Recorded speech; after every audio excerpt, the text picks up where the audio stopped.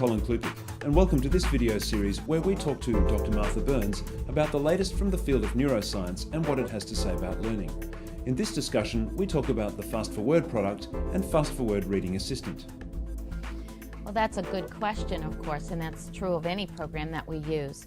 FastForWord products actually have, there are 350, close to 350 controlled research studies that have been done with FastForWord.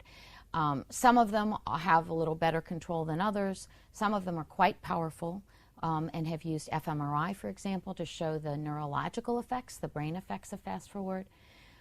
Some of them are used in schools where children, whole classrooms or whole school districts use FastForWord, and it's compared to the state average, and they determine how the students do relative to the state average. And then some are clinical studies where you're taking children with very specific problems and looking at the benefits of FastForWord.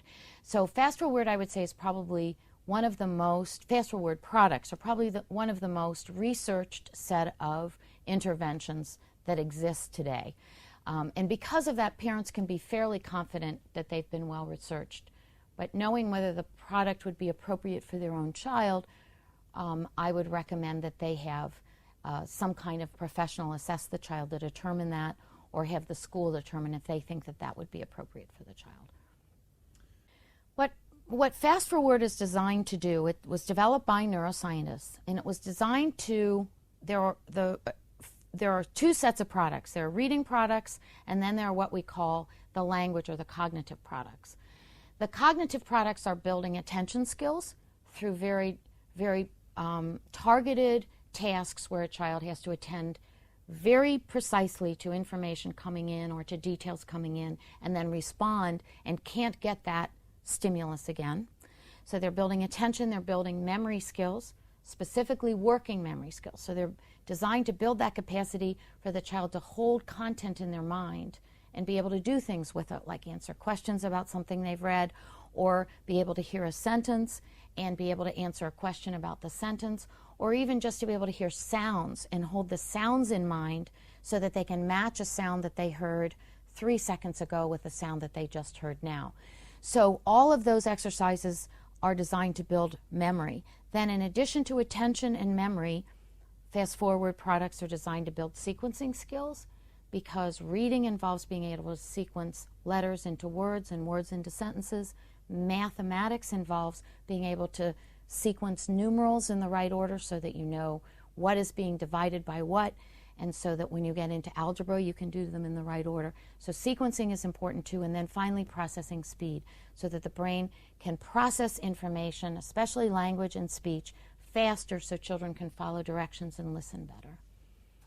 It does a couple of things with language skills. First, it builds the ability to perceive the speech sounds in words, because some children have difficulty distinguishing speech and noise, for example. So they have trouble following teachers, not because they can't hear, but because they really can't distinguish clearly what the teacher's saying.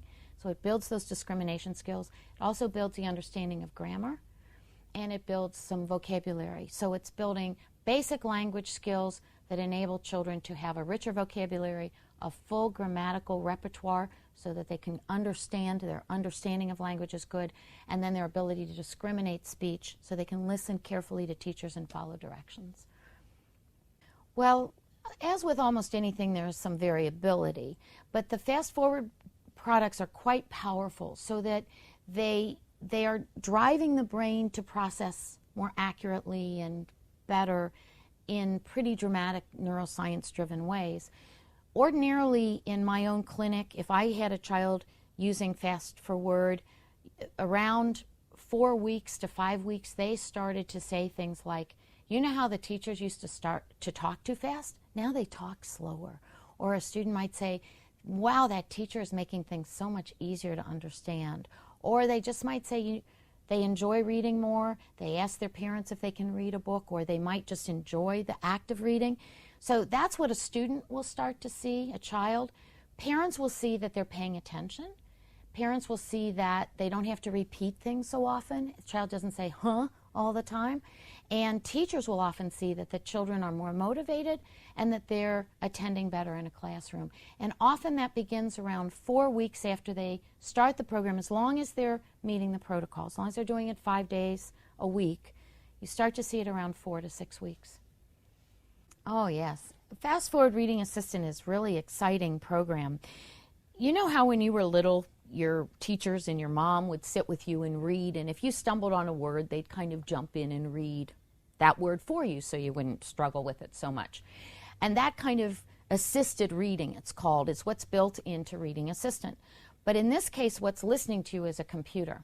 And the computer has what's called speech verification software in it.